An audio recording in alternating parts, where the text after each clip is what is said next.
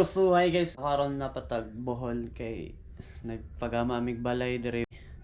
Tas pag last week nagpagabas mig kahoy, putol og kahoy lubi, nagkuhag mga permit sa mahogany sa lubi, dugay ganyan. So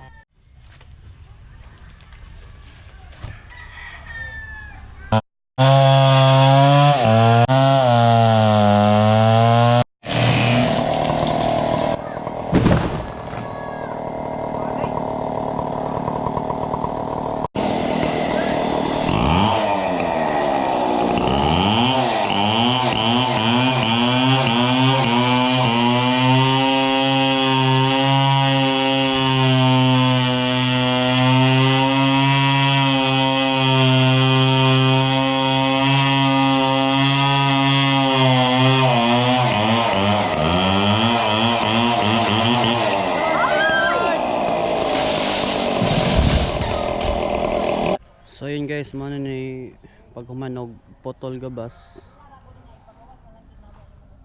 Ano yung area nya ugma maggama na pag dos karon akong pakita niya mong kan ang trabaho sa gawas. So diri ko tigtulog sa gamay nga payag, gamay payag. Ayun. Diri. Ano siya guys?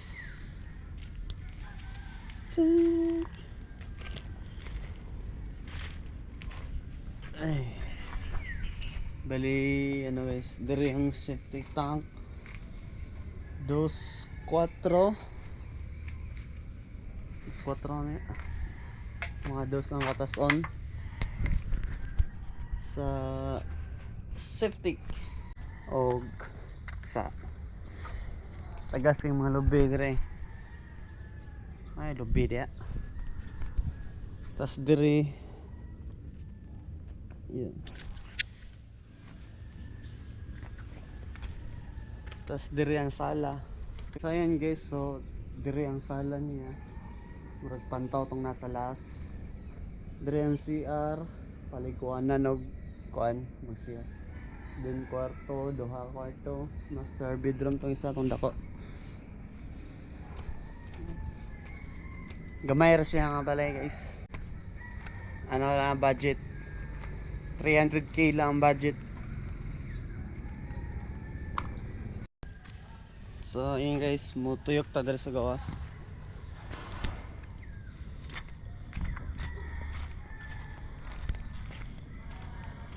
May simbahan diri. Dako ang simbahan.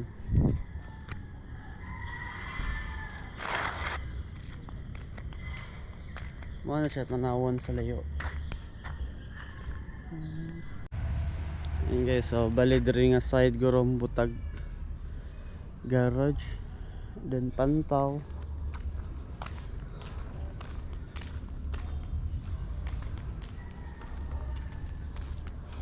So, yan.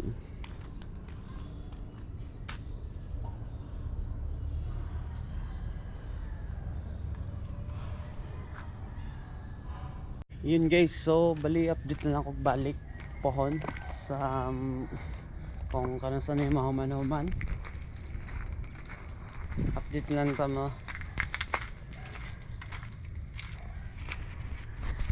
Bali ang among kabilya mo ni ang kuan 10mm tag 124 ang buok. Gabi ka mahal sa materials. Ang semento to 30 to 230 mas ang semento, basta ang semento ni kay mga 230 or 235 lagi mga nang presyo.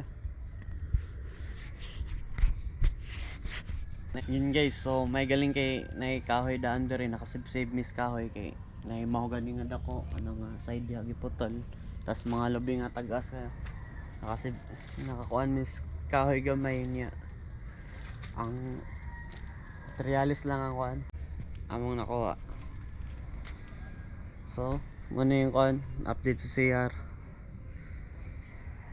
Mga 3 days pa ni sila nga buho, inana sila kapaspas kinagahian.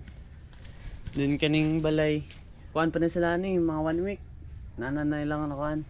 Upat ra sila kabok. 1 week pa sila nagtrabaho sa balay. Nananay lang lagi. Upat ra sila kabok. Inana ka paspas ang mga trabante Discortes. So ayun guys. So bali update na lang ako next time ulit.